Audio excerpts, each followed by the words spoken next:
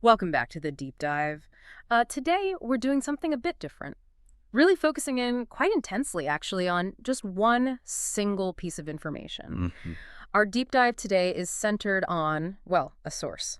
A recent article from the New York Times, published just this week, July 19th, 2025. Very current. Exactly.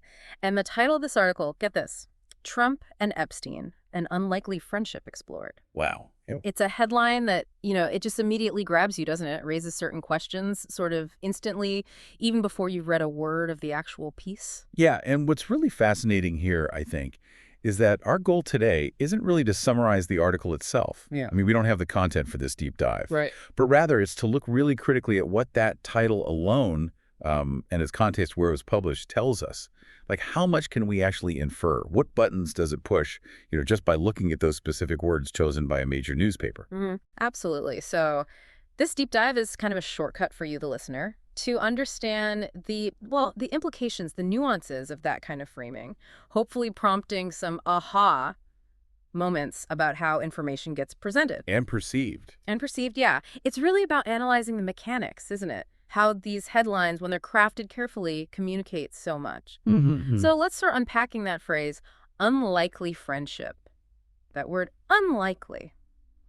Why do you think it hits so hard when paired with these two names? Well, unlikely is interesting. It immediately creates this tension, right? A Yeah. sort of surprise. Yeah. It plays on the public perceptions we already have about both Trump and Epstein.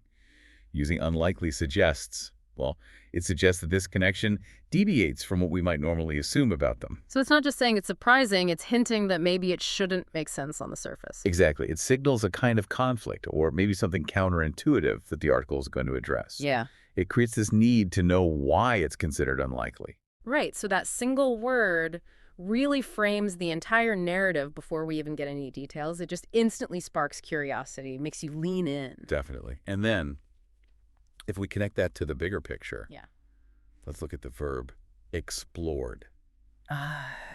Choice of explored. Well, it implies a pretty thorough, in-depth journalistic investigation, doesn't it? It's not just mentioned or discussed. So explored.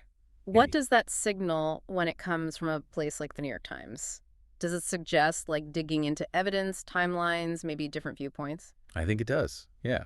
It implies they're going beneath the surface. They're, looking into the details, the context, trying to present a comprehensive picture, maybe. Rather than just, say, reporting a single anecdote or something someone said. Precisely, exploring suggests that commitment to uncovering the different facets, that depth.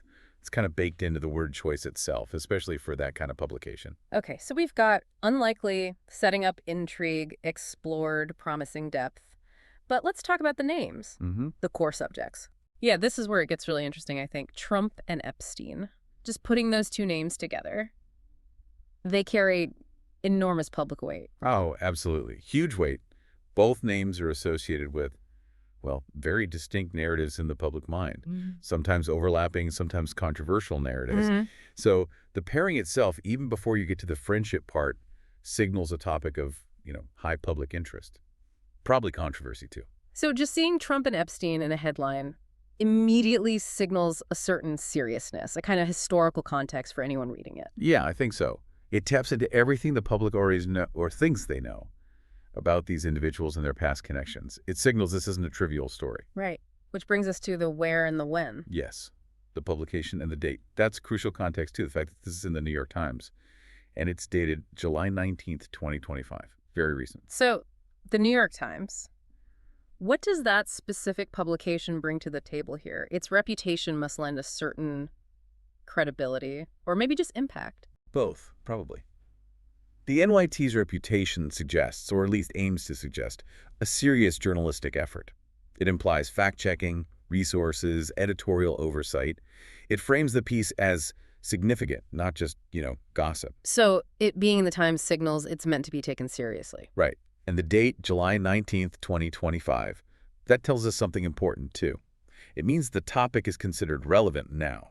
It's not just dredging up ancient history. Exactly. It signifies that there's ongoing public interest or perhaps new information or a new angle that makes revisiting or examining this relationship timely. It feels current. So wrapping this up, what does this all mean for you listening? We've basically just spent this whole time talking about, what, 5 words in a headline? Yeah, and the source and the date. But it's amazing how much is packed in there. It really is. It shows how carefully chosen words, especially from a big publication, can do so much work. They frame things, shape our perceptions, set expectations, all before we read the article itself. Hmm. The key takeaway, really, is just how important that framing is. Paying attention to how information is presented, the specific words used in a headline.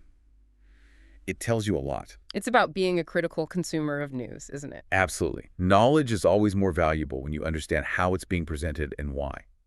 So what stands out to you about how a title like this just immediately sparks questions, how it frames the whole story? Yeah, think about that. And maybe one final thought to leave you with. What more might be revealed when an unlikely friendship between figures this prominent is thoroughly explored? And maybe more importantly, how does the very existence of this kind of deep dive right now by a major paper, how does that itself reshape our understanding even before we click to read?